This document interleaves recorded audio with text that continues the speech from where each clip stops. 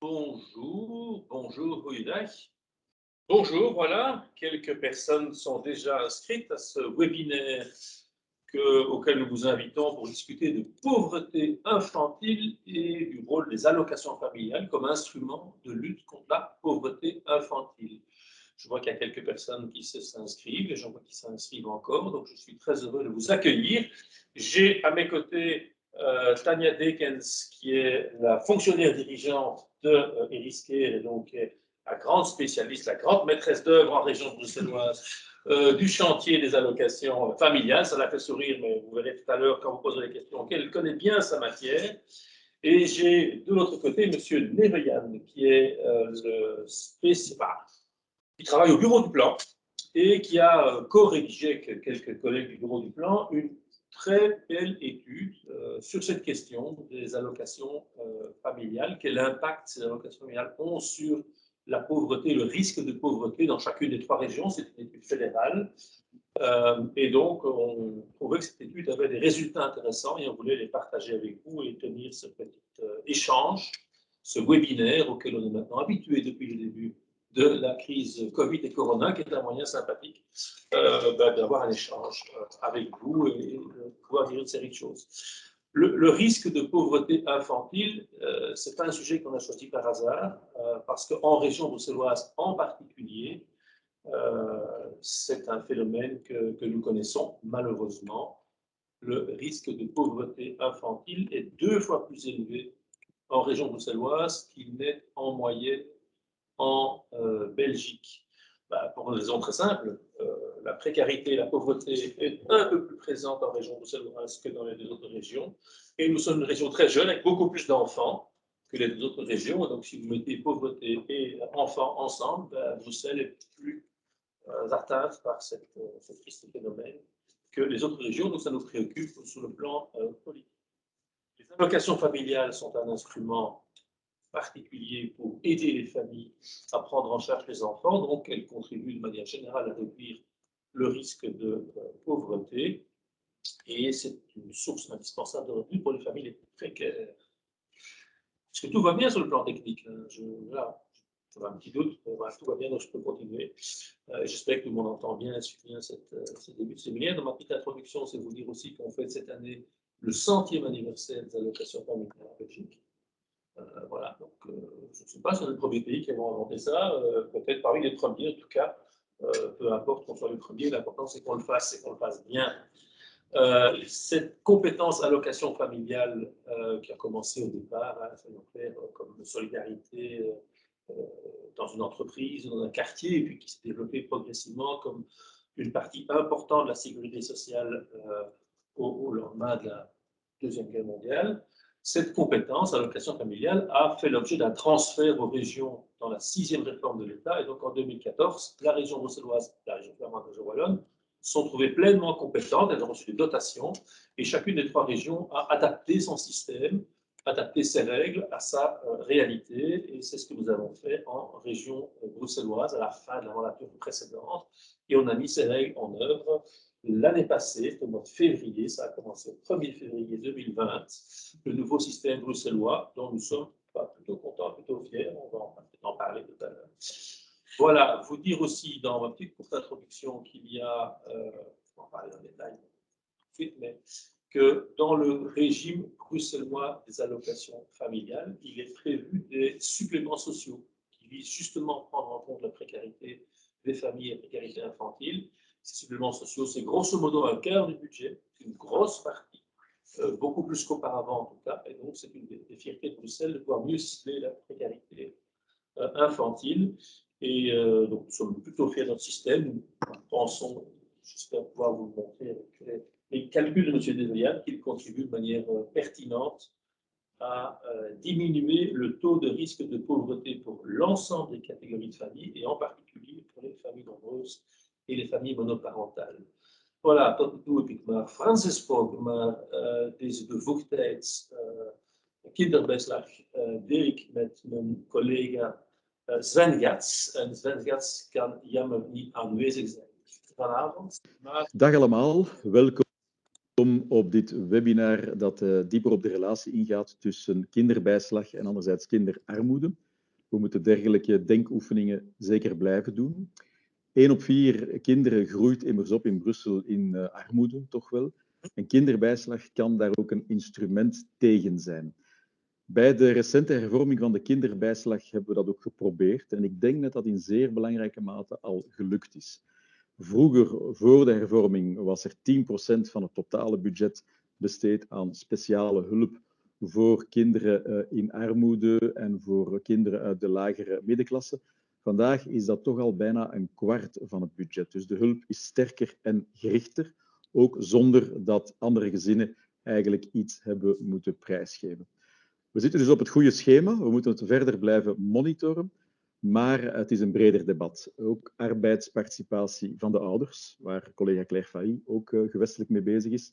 Of investeren in onderwijs, waar ik van mijn kant ook actief in ben, zijn zaken die het armoedegegeven verder moeten kunnen terugdringen.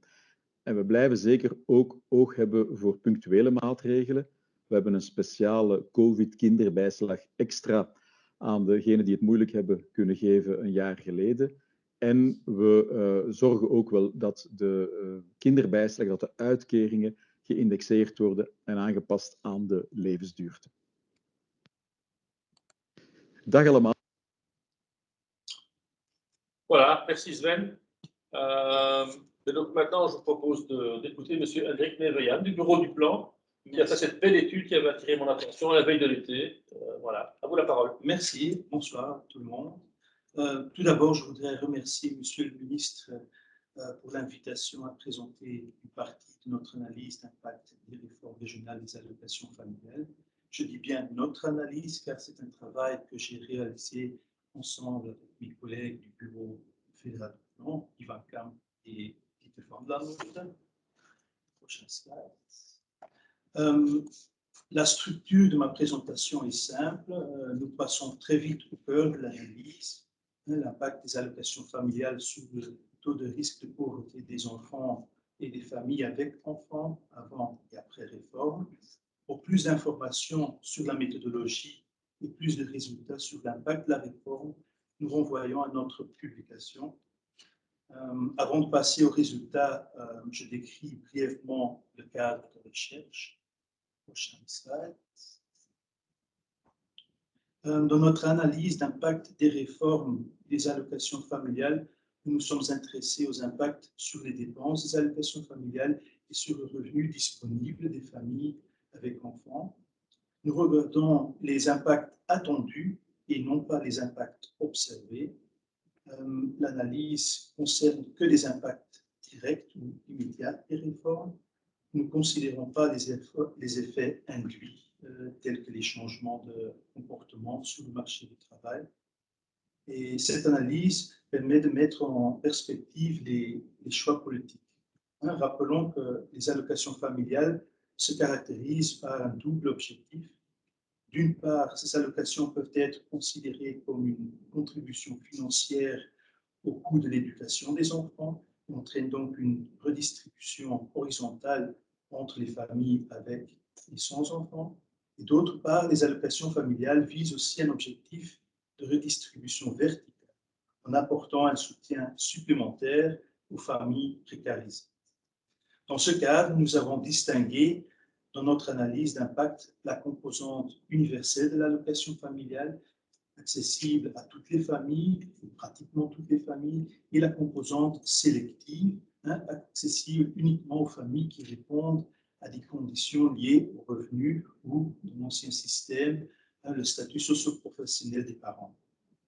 La question du niveau et de l'équilibre entre ces deux composantes est un choix politique, dans un contexte politique où une attention particulière est apportée à la lutte contre la pauvreté infantile.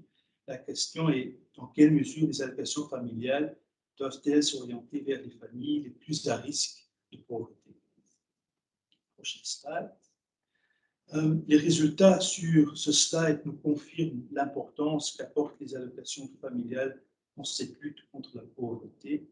Le graphique de gauche affiche le taux de risque de pauvreté simulé pour les enfants, pour les familles avec enfants avant la réforme. Ce taux représente la proportion d'individus vivant dans une famille avec d'enfants qui se retrouvent en dessous du seuil de pauvreté, nous pouvons constater pour Bruxelles que ce taux passe de 39% à 27,8% grâce aux allocations familiales, soit une réduction de plus d'un quart. Donc le taux de risque de pauvreté reste néanmoins assez élevé. Le graphique de droite nous donne une décomposition de l'impact des allocations familiales entre la composante universelle et sélective de l'allocation familiale. Ici, nous observons que la composante sélective contribue peu à cette réduction du taux de risque. Prochain slide. Donc, nous retrouvons plus de détails dans le tableau suivant, ici, sur ce slide. Ce tableau nous présente pour Bruxelles l'impact des allocations familiales sur le taux de risque de pauvreté simulé avant la réforme selon certaines caractéristiques des familles, telles que le nombre d'enfants, la composition de la famille, l'âge moyen d'enfants. Et selon le nombre d'enfants, nous pouvons constater que les familles nombreuses sont les plus vulnérables, mais le seraient d'autant plus sans allocation familiale. Quand on regarde par exemple la catégorie des familles avec 4 enfants et plus, nous constatons une réduction de 27,2% sur un taux de pauvreté avant allocation familiale de 68%, c'est même énorme. Selon la composition de la famille, nous avons un même constat. Là, ici, nous observons que les familles monoparentales sont les plus vulnérables, mais le seraient d'autant plus sans allocation familiale, car les familles monoparentales ont accès aux suppléments sociaux sans qu'il y ait des conditions concernant le statut socio-professionnel des parents.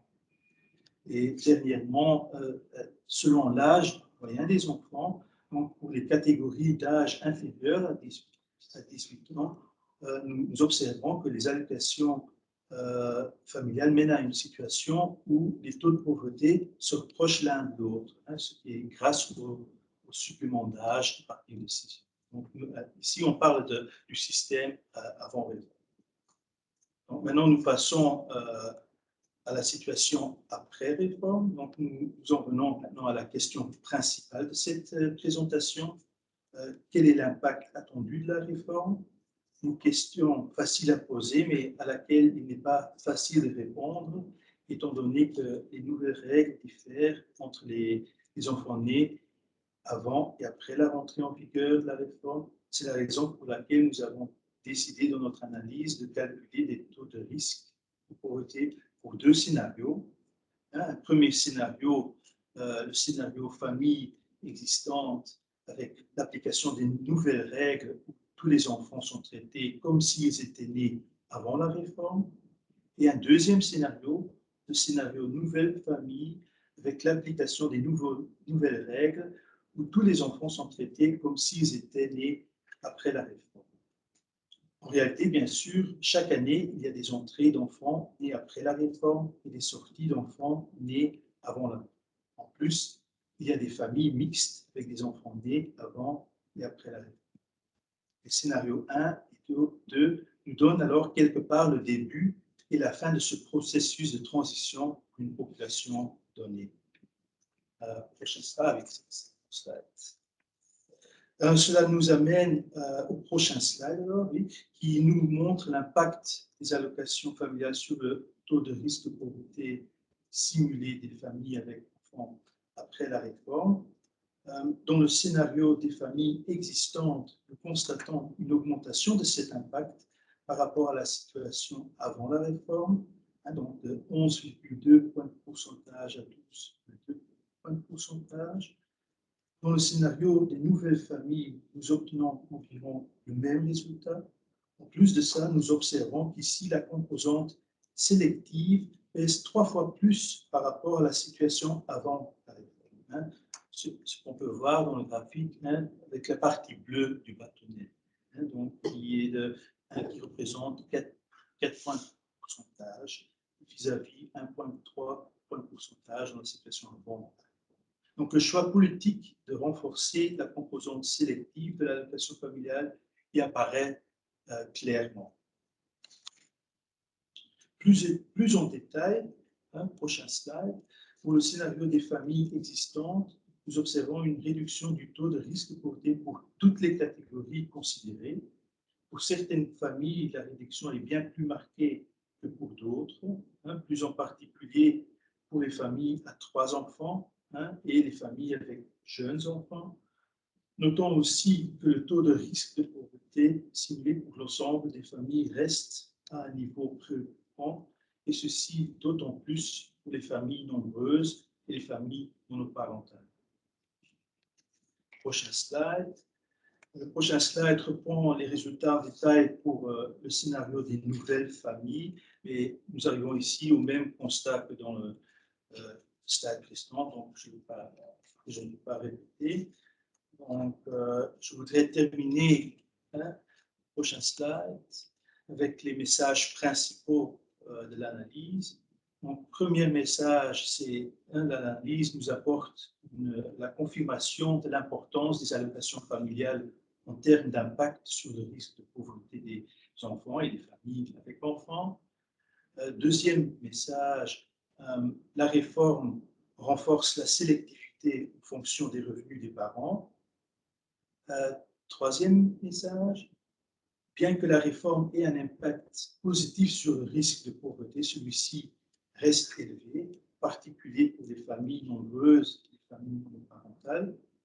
Quatrième message, donc les nouvelles règles de calcul permettent à l'avenir de cibler plus efficacement les allocations familiales sur la réduction du risque de pauvreté, vu que la composante sélective pèse plus qu'avant.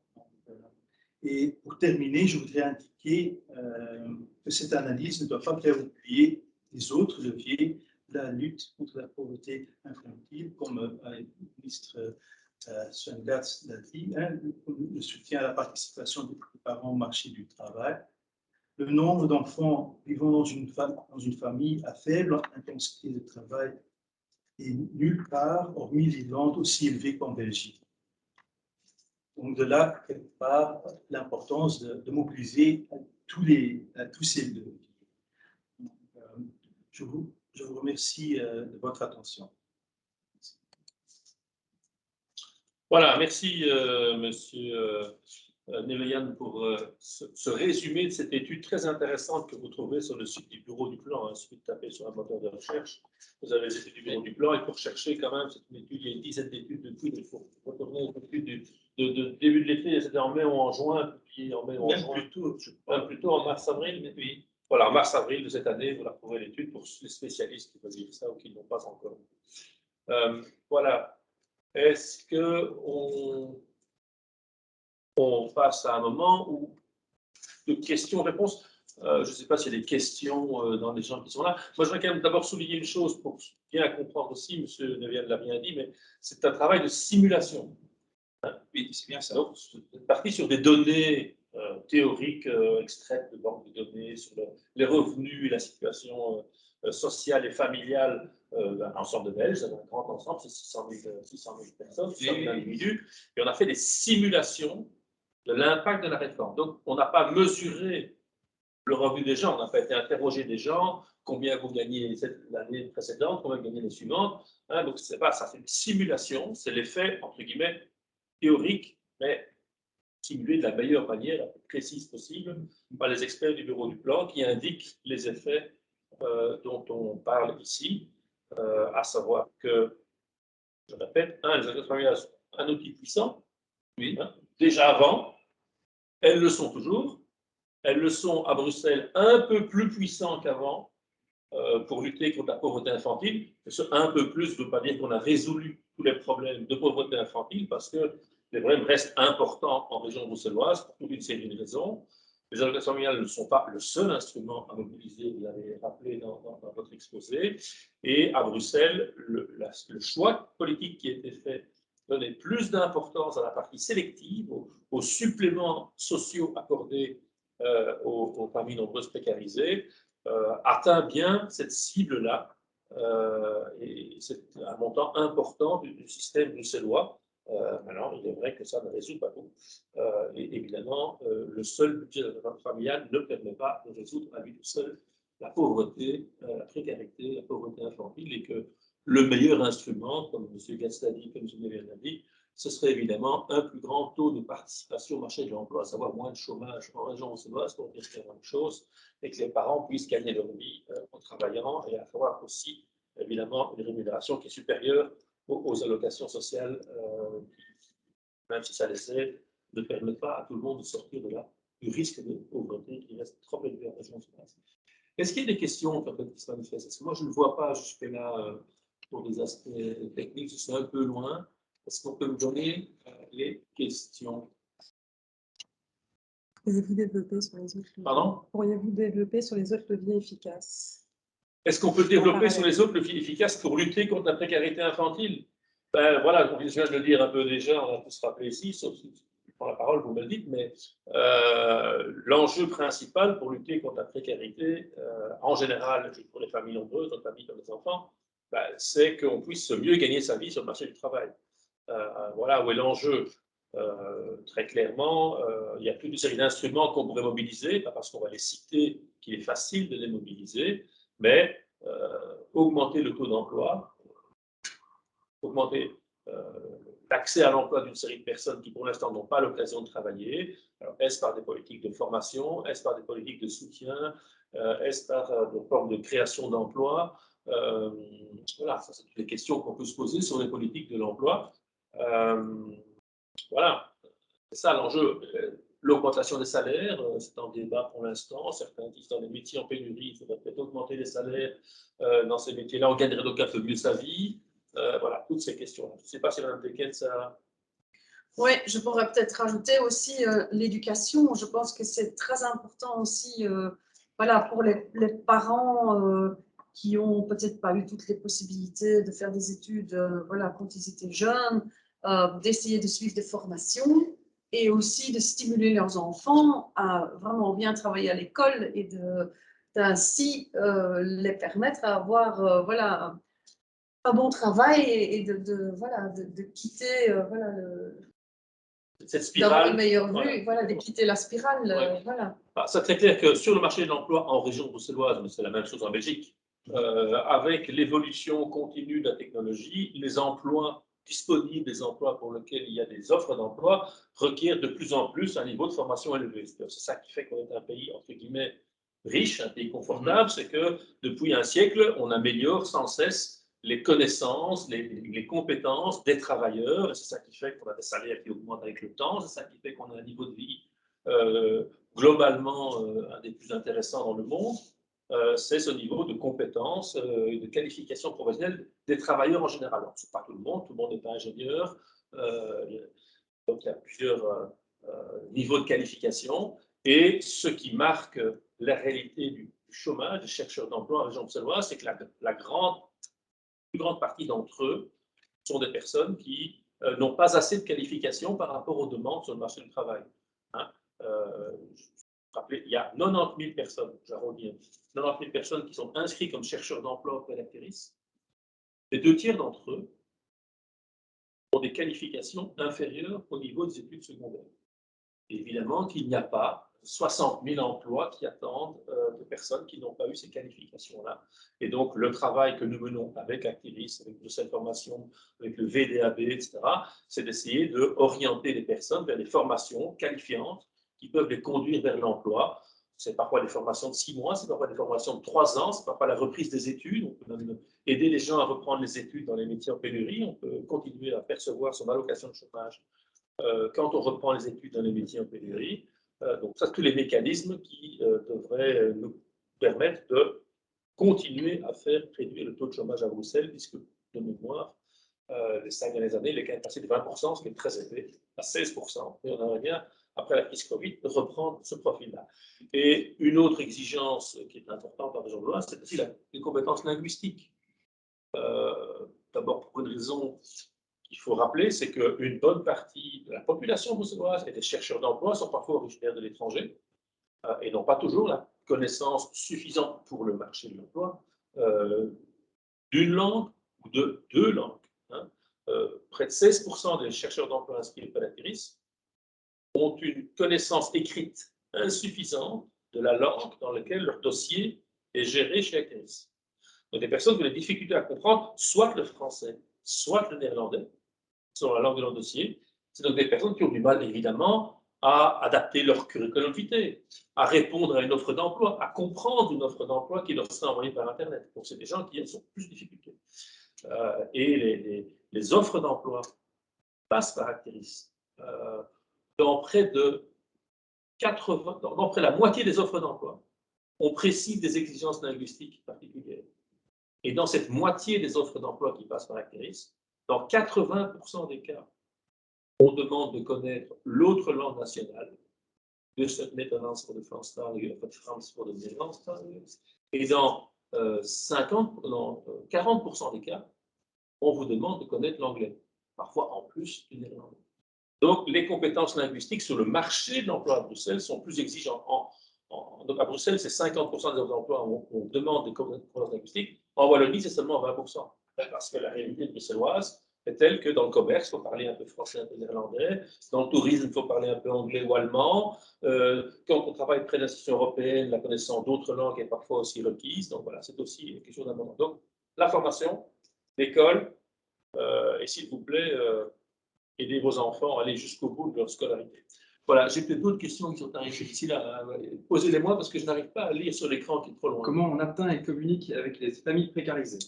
Comment est-ce qu'on communique? Comment on atteint? Comment atteint-on? Communique. Comment? Voilà. Voilà. Dites-nous un peu, Madame Dekens, comment vous faites pour les trouver, les familles précarisées? Voilà, donc je pense que ce qui est important dans le système d'allocation familiale bruxellois, c'est qu'avec, voilà, en tant que régulateur Iriscare, on demande quand même à nos caisses d'allocation familiale d'être disponibles pour les familles aussi en présentiel, quoi, avoir des guichets ou avoir la possibilité que les gens prennent rendez-vous pour venir expliquer leur dossier.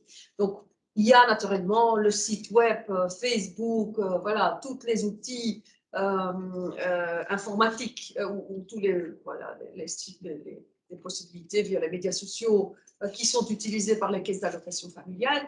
Mais on constate quand même que pour le public bruxellois, plus qu'en Flandre et en Wallonie, c'est très important d'être aussi disponible par téléphone et vraiment physiquement encore à des guichets qui sont ouverts donc à des périodes déterminées. Donc chaque caisse d'allocation familiale a l'obligation donc d'être ouvert de 8h30 ou 9h jusqu'à midi et l'après-midi, donc jusqu'à 17h. Et donc, c'est quelque chose qui est suivi par Iriscare et qui est aussi contrôlé dans le cadre, en fait, de leur qualité de service donc aux citoyens, à leurs clients, mais en général aux citoyens, parce qu'on est d'abord citoyen qui a un heureux événement qui est enceinte et ensuite on devient client.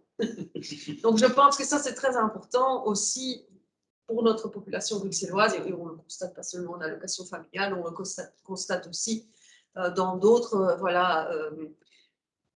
droits qu'on donne aux citoyens, comme l'allocation aide aux personnes âgées, ou, quand on voit maintenant, la vaccination.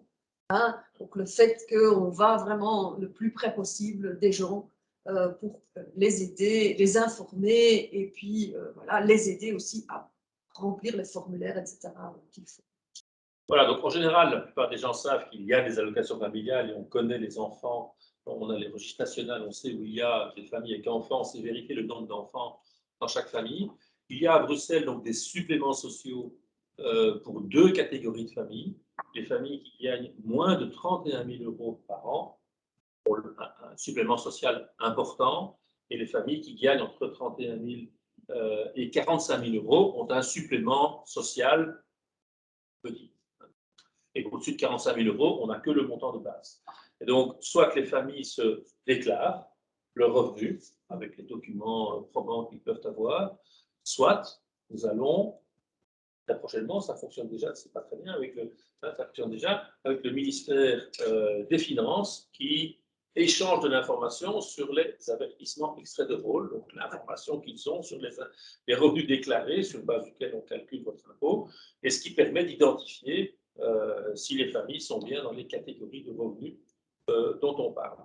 Et donc cet échange d'informations permet d'aller découvrir, entre guillemets, des familles qui avaient peut-être négligé, oublié, qui ne savaient pas qu'elles rentraient dans les catégories qui permettaient d'obtenir les suppléments sociaux. Donc, on met en œuvre tous les mécanismes disponibles sur base des bornes de données dont disposent les pouvoirs publics pour atteindre mieux les familles précarisées et sur base d'un échange avec des données, avec le ministère des Finances. Tout ça est encadré par la Commission de protection de la vie privée pour qu'on ne fasse pas d'usage non convenable de ces données, évidemment. Il s'agit ici bien de veiller à accorder les droits sociaux aux personnes pour lesquelles la législation l'a prévu. Donc, on va en fait pour le système bruxellois, le nouveau système bruxellois qui est rentré en vigueur le 1er janvier 2020, pour la première fois, en fait, tester si on a bien donné les suppléments sociaux pour 2020, avec donc les extraits de rôle 2020 qu'on va en fait recevoir en 2022. Hein.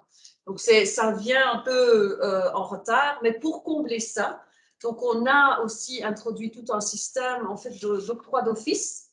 Donc, par exemple, pour toutes les familles qui sont aux revenus d'intégration sociale et qui ont 6 mois de revenus d'intégration sociale, donc on voit ça en juillet, ben, on fait l'octroi d'office. Ça se fait dans toutes les caisses d'allocation familiale. Et peut-être encore un élément important aussi, c'est qu'on a quand même aussi tout le travail qu'on fait sur les missing children. Hein. Donc, en fait, on a constaté à Bruxelles surtout qu'on avait quand même pas mal d'enfants qui n'avaient pas encore des allocations familiales. Et donc, la caisse publique a eu cette mission, donc à en fait jumeler donc, les enfants qu'on a retrouvés dans le registre national avec les enfants qui avaient des allocations familiales et donc détecter pourquoi un enfant n'avait pas droit.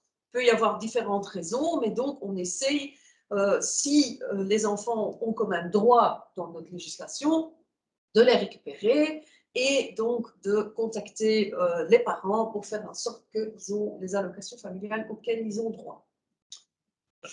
C'est justement la question. Et pour les familles qui ne se déplacent pas jusqu'au guichet, isolées, qui ne parlent pas le français et le néerlandais, qui ne sont pas connectées. Voilà, il y a le flux du Missing Children. Donc, on regarde dans le registre national, on les croise avec les enfants qui ont des allocations familiales. Et puis, c'est donc la caisse publique qui contacte toutes ces familles et fait en sorte qu'ils viennent et que leurs documents sont en ordre et qu'ils ont droit aux allocations familiales. Si, naturellement, ils rentrent dans la législation. Hein. Donc, une condition, c'est quand même le domicile à Bruxelles et donc un droit de séjour. Mais il y a parfois des personnes qui, lorsqu'ils mettent en œuvre leur papier avec leur mutuelle, on peut se rendre compte tout d'un coup à la mutuelle, tiens, c'est bizarre, dans le fond, vous n'avez pas d'allocation pour vos enfants. Alors, la mutuelle peut renvoyer vers la caisse d'allocation familiale ou renvoyer vers le service. Ou le CPAS, quand on met dans le dossier, on regarde les revenus, on se rend compte qu'il y a des enfants et qu'il y a peut-être des allocations familiales pour 2 enfants ou qu'il n'y a pas les suppléments sociaux. Donc, il y a des tonnes de services publics qui peuvent, à l'occasion, aider les gens à découvrir leurs droits et remettre de l'ordre dans les dossiers, plus les efforts que l'on fait, comme on l'a dit, avec les banques de données qui permettent d'identifier un certain nombre d'enfants. Il n'y en a pas trop, mais il y en a quand même, hein, pour lesquels il y a l'écart entre les deux. Alors parfois l'écart est justifiable, hein, parfois il y a une bonne raison, parfois il n'y en a pas. Et donc il faut alors essayer de donner les droits à tout le monde. Voilà, et une chose qu'on fait pour ça aussi en tant que régulateur, c'est aller donner des cours sur le nouveau système allocation familiale dans les CPAS qui le demandent.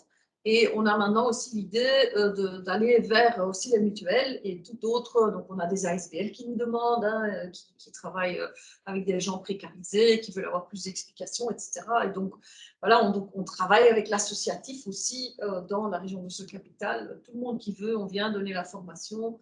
Et voilà, on est là pour les aider à guider les familles vers leurs allocations familiales. Voilà. On demande Autre aussi question. comment améliorer encore le système actuel. Comment améliorer encore le système actuel? L'étude du bureau du plan. Quelque part, bon, je crois que l'étude montre aussi un peu où les priorités se trouvent, dans le sens où on peut regarder où le taux de pauvreté est plus élevé. Donc, il y a le cas des familles monoparentales, hein, où il y a déjà des efforts qui sont faits, car je crois au-dessus des suppléments sociaux qui existent, il y a un ajout aussi. Hein, mais bon, c'est une discussion politique alors hein, de voir si on peut les augmenter, oui ou non. Il y a aussi les familles nombreuses, donc eux qui sont confrontés aussi à un taux de risque de pauvreté plus élevé. Donc ici, ce sont allez, deux cas quelque part dignes d'intérêt. Voilà. Vous n'avez plus les tableaux sous les yeux, mais vous reverrez peut-être le webinaire, où vous irez relire les tableaux du bureau du plan. Mais dans les tableaux qu'on vous a présentés tout à l'heure, il y a encore deux catégories de populations qui ont un taux de risque de pauvreté qui atteint les 40%. C'est énorme. Énorme. Comme vous l'avez dit, ce sont les familles monoparentales, un parent isolé avec un ou des enfants, parce que ces parents-là sont plus atteints par le risque d'être au chômage en raison des difficultés de combiner le travail et la garde d'enfants, etc. Et d'autre part, les familles avec 4 enfants et plus, donc les familles très nombreuses, ont aussi un taux de risque de pauvreté autour de 40%. Donc ce sont là deux cibles si on pouvait améliorer le système. Alors, améliorer le système, si on a les cibles, soyons clairs, le mécanisme, c'est alors d'augmenter le montant, le supplément particulier qui vise ces publics-là. Alors ça, c'est aussi un choix budgétaire de la région bruxelloise, donc vous vous tournez vers le ministre, et le ministre va se tourner vers le Parlement. Ben, ça dépend de la capacité budgétaire de la région de mettre plus d'argent encore dans le paquet allocation familiale. Nous avons déjà fait un effort à Bruxelles par rapport à la dotation qu'on a reçue du fédéral pour mettre un peu plus pour justement financer ces logements sociaux. Pour faire plus, ça dépendra de l'équilibre de notre budget qui est malheureusement très difficile, il faut le reconnaître. Hein, Bruxelles est plutôt en situation de déficit. Donc la question sera plutôt ne pas faire d'économies sur les allocations familiales et essayer de les faire ailleurs où ça fera moins mal entre guillemets aux enjeux de pauvreté. Mais c'est vrai que c'est une des questions qu'on peut et qu'on doit se poser. Est-ce qu'il est possible à terme, je ne vais pas prendre ça tout de suite, est-ce qu'il est possible à terme de rendre le système encore meilleur en visant mieux les publics qui sont le plus atteints par la précarité infantile. Donc cette question, c'est quelqu'un qui a bien compris le sens de ce séminaire. Comment est organisée la répartition entre les caisses d'allocation? Quelles sont les différences entre elles? Voilà, desquelles ça? Donc en fait, donc, en région Bruxelles-Capitale, il y a donc une caisse publique qui s'appelle Fabiris, qui fait partie d'Iriscare. Hein, et de l'autre côté, la région Bruxelles-Capitale a reconnu 4 caisses d'allocation familiale privées. Il faut savoir que c'est déjà une forte rationalisation vis-à-vis de ce qu'on avait au fédéral. En fait, à la fin, on avait encore 11 caisses d'allocation familiale privées. Donc, maintenant, il y en a encore 4. Et donc, en fait, la différence, il n'y en a pas. La législation est la même. Donc, caisses publiques, caisses privées doivent appliquer la même législation. Ils sont en fait financés pour le travail qu'ils font par donc, la commission communautaire commune via Iriscare. Hein, et c'est sur base du nombre de dossiers, donc nombre d'enfants qu'ils gèrent. Donc, pour être sûr qu'ils appliquent bien la législation de la même façon tous, il y a un contrôle de qualité de service qui est fait sur les 5 caisses d'allocation familiale de la même façon, donc tant la caisse publique que les caisses d'allocation familiale privées. Naturellement, vu qu'on a régionalisé et tout un nouveau système, donc on a quand même voilà, leur laissé un peu de temps. On a écrit plein de directives, comment faire, comment interpréter la législation. Et donc, en fait, on va commencer ces contrôles effectivement l'année prochaine et ça aura, en fait, selon leur taux de réussite sur les critères qui sont déterminés avec eux, il y a éventuellement une sanction sur leurs frais d'administration qui est appliquée. Donc, il y a bien une responsabilisation aussi de ces caisses dans le cadre de l'application de la législation. Ça a toujours très bien fonctionné en fait au fédéral et donc on espère faire la même chose au niveau de la région Bruxelles. Voilà, mais donc chacun est libre de choisir la caisse qu'il veut. Hein, c'est une tradition en Belgique, c'est comme ça. Il y a d'autres pays, ça fonctionne autrement. Mais en Belgique, une tradition. Chacun est libre de passer par la caisse d'allocation familiale de son choix. Il y en a 4 privées, il y a une publique. mais elles ont toutes l'obligation de rendre le service de la même manière, elles sont toutes contrôlées de la même manière, et donc voilà, c'est la liberté de chacun, l'important c'est que chacun trouve la bonne caisse, enfin elles sont toutes bonnes, trouve la caisse qui lui plaît pour avoir la bonne allocation, celle qui correspond exactement à sa situation familiale. Une autre question? Est-il possible de donner plus de poids aux familles pauvres en gardant le même budget? Ah, oui, c'est possible de réduire la partie universelle et d'augmenter la partie sélective. C'est un choix politique. Le choix actuel, c'est le choix qu'a fait le Parlement en votant le nouveau système bruxellois à la fin de la mandature précédente en 2018, je crois, à mettre en œuvre en 2020. Voilà, c'est un choix. Maintenant, le régime universel, c'est une allocation qui va à tout le monde, quels que soient les revenus, et le montant de base à Bruxelles est déjà aujourd'hui plus petit que le montant de base en Wallonie et en Flandre. Nous avons déjà à Bruxelles choisi de donner un montant de base inférieur pour mettre plus d'argent dans la partie sélective. Et d'ailleurs, la partie sélective à Bruxelles, c'est un quart du budget. C'est bien plus en proportion que dans d'autres régions. C'est en ça que le système bruxellois a été pensé, adapté à les anciennes règles fédérales, adapté à la réalité bruxelloise, où l'enjeu de la sélectivité, de toucher exactement les familles précaires, a été mis en œuvre plus qu'ailleurs. Est-ce que c'est assez ou pas assez? C'est un choix politique. Et chacun peut avoir une opinion là-dessus. Et il faudra, si on veut changer, un accord au Parlement. Mais ça, c'est un enjeu de débat politique sur lequel on peut évidemment discuter et faire pression pour une évolution comme ci ou comme ça. Il y a des gens qui regrettent que le taux de base soit plus faible à Bruxelles que dans d'autres régions. Il y a des gens qui regrettent qu'il n'y ait pas encore assez dans le paquet sélectif, dans la partie sélective. Voilà. Ça, c'est un choix politique, et donc c'est une politique de le régler, mais la société civile peut faire entendre ses préférences, et ça rentre dans le débat. Et quand même, Monsieur le ministre, si je peux rajouter encore un élément important pour Bruxelles, c'est que ça a été immédiat. Les gens qui voilà, pouvaient avoir plus dans le nouveau système ont basculé directement. Et ça, c'est aussi une grande différence avec la Flandre et la Wallonie, où en fait, les gens qui avaient des allocations familiales sont restés dans l'ancien système. Oui. Chez nous, on a permis aux gens qui allaient avoir plus de basculer directement. Ça a demandé quand même aussi un fameux budget. Un fameux budget et un fameux calcul, parce qu'à Bruxelles, de fait, si on gagnait plus, si on ne recevait plus avant, on a conservé ses anciens droits. Et si on recevait plus avec le nouveau système, on pouvait directement avoir les nouveaux droits. Donc on a fait vraiment un système, entre guillemets, où il n'y a pas de perdant à Bruxelles. Ça coûte un peu plus cher, donc la région a mis déjà un peu plus d'argent, donc on a dû le trouver sur d'autres budgets, avec l'espoir que quand tout le monde sera au nouveau système, ça puisse rester dans des marges budgétaires finançables pour la région. Avec la difficulté que comme nous sommes une région plus pauvre que les deux autres, puisque le taux d'emploi est plus faible, il y a moins de gens qui travaillent à Bruxelles qu'ailleurs, donc il y a moins de gens qui payent des impôts qu'ailleurs, et donc il y a relativement moins de recettes. Donc nous sommes dans la difficulté de régions un peu plus pauvres, c'est qu'on a moins de recettes, et on a besoin de dépenses de lutte contre la précarité et la pauvreté qui soient plus grands qu'ailleurs. Voilà la difficulté de l'exercice budgétaire politique de ces lois. Une autre question?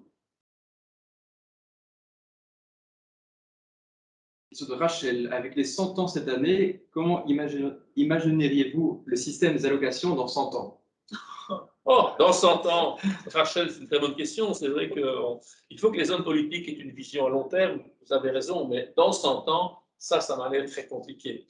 Je trouve déjà que le système bruxellois, c'est pas moi qui l'ai mis en œuvre, il a été mis en œuvre sous l'ancienne dictature, est assez bien adapté à la réalité bruxelloise. On avait un grande angoisse lorsqu'il a fallu basculer tous les systèmes de calcul, d'ordinateur, l'octroi de tout, qu'il n'y ait pas de couac, qu'il n'y ait pas une famille qui se retrouve tout d'un coup avec zéro alors qu'elle devait recevoir 250 ou 300 euros. Voilà. Il n'y a pas eu de couac. Il faut se rappeler quand même qu'en Wallonie, ils ont fait ça un peu plus tôt que nous, un peu plus vite. Donc, ils ont eu quelques couacs dans les calculs et les relations avec les banques. Mais donc, ça a impacté la situation de quelques familles, enfin, un certain nombre de familles, quelques milliers de familles, qui évidemment, au moment où la s'en arrive, elle n'arrive pas, ça pose beaucoup de problèmes. À Bruxelles, je remercie l'administration et les caisses, je l'ai dit publiquement déjà au Parlement, qui ont fait un excellent travail. On n'a pas eu de couac, enfin il y a peut-être une ou deux personnes qui ne comprenaient pas que le montant était différent, mais il n'y a pas eu de couac, donc c'est très bien. Alors dans 100 ans, Dans 100 ans, est-ce que nous ferons encore autant d'enfants? Est-ce que nous ferons beaucoup plus d'enfants? Combien de milliards serons-nous sur la Terre? Voilà, je ne sais pas. C'est une bonne question. Est-ce que la société aura-t-elle inventé d'autres mécanismes de prendre en charge une série de besoins sociaux? Est-ce que, grand débat, est-ce que l'école sera vraiment gratuite? Voilà. Si l'école est vraiment gratuite, est-ce qu'on pourrait déplacer, je dis n'importe quoi, des budgets d'allocation familiale à l'école? Bon. Oui ou non? Est-ce que ça ferait du bien aux familles globalisées ou pas? Je n'en sais rien. Je pose des questions comme ça. Très créatif ici. Il n'y a pas d'arrière-pensée politique en disant ça. Peut-être un élément aussi, c'est la disponibilité de l'information, par exemple, sur les revenus des gens. Et je peux m'imaginer, dans 100 ans, on est dans un système informatisé où certaines infos sont encore plus facilement automatiques disponibles et où on peut... C'est ça. Et on pourrait avoir il n'y a pas de délai. C'est ça. Il n'y a pas de automatisation des droits. C'est ça. Une automatisation de droits automatique, sans délai et sans vérification compliquée, parce qu'actuellement, ce qui est difficile parfois, c'est que il faut vérifier si les gens sont bien dans telle et telle évolution, ça prend du temps. Pendant ce temps-là, vous risquez de ne pas avoir les moyens, même si à Bruxelles, vous l'avez dit, on a prévu des avances pour déjà accorder les droits aux gens. On vérifiera plus tard. Voilà, donc on essaie déjà de résoudre ça, mais oui, c'est une très bonne idée. Voilà, que sera la société dans 100 ans?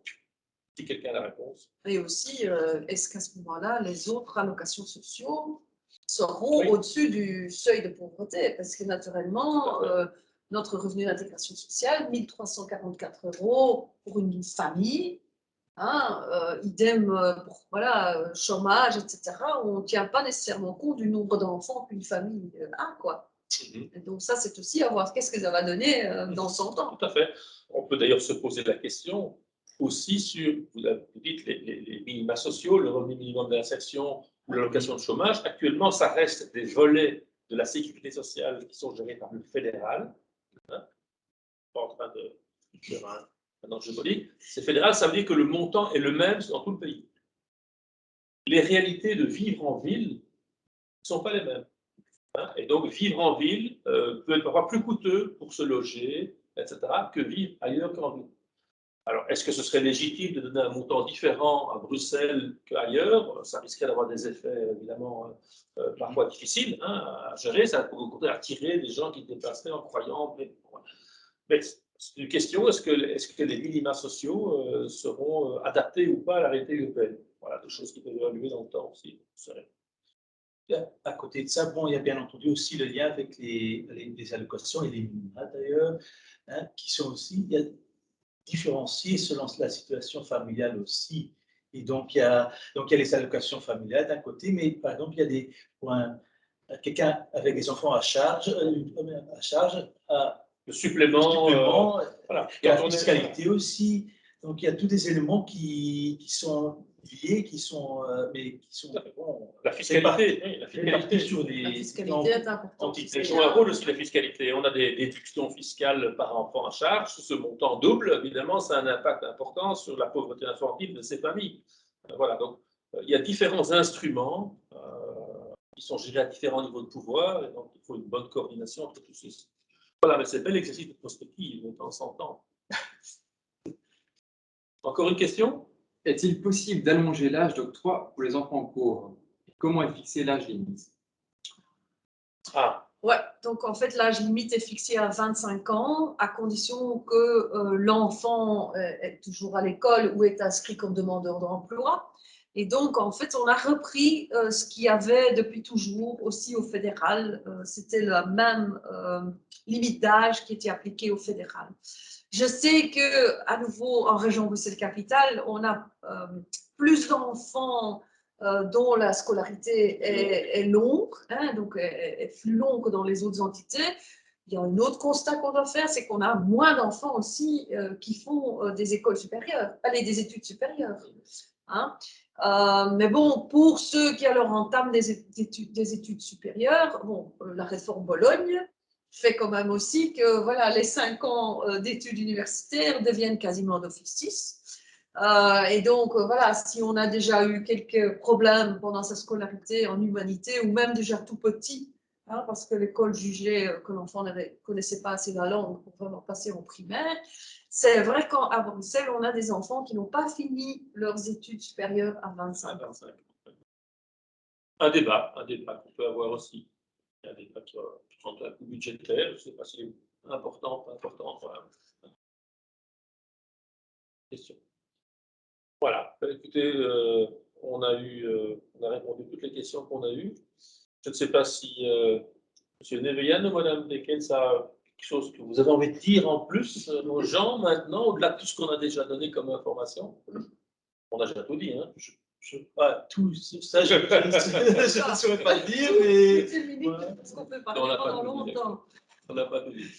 Bon, mais voilà, écoutez, on vous remercie. Je pense que c'était intéressant de faire cet échange. Je sais que ce webinaire est enregistré, donc il sera vu et revu dans les jours et les semaines qui suivent. Et on a à la fois donné des explications sur le fonctionnement du système d'allocation familiale, sur les effets simulés, les effets attendus, les effets qu'on va attendre. Je pense qu'il y aura une étude aussi de l'administration qui va après coup, hein, pour l'année prochaine, on aura des informations. On va vérifier si c'est bien comme ça. Hein, on ne va pas seulement se contenter d'une simulation, on va vérifier si dans la réalité c'est bien comme ça. On pense que oui, mais il faut quand même le vérifier dans le détail pour telle et telle catégorie. On a des pistes d'amélioration, sur un coût budgétaire éventuellement, et on a de quoi nourrir le débat sur les allocations familiales comme instrument efficace, suffisamment ou non, de lutte contre la précarité infantile, qui est un sujet qui nous préoccupe beaucoup en région bruxelloise, en raison des réalités qu'on connaît dans certaines parties de la vie de certaines familles. Voilà.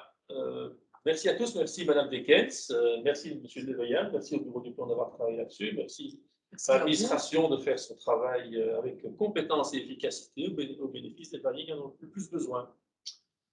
Voilà. Écoutez, un prochain webinaire peut-être. Au revoir.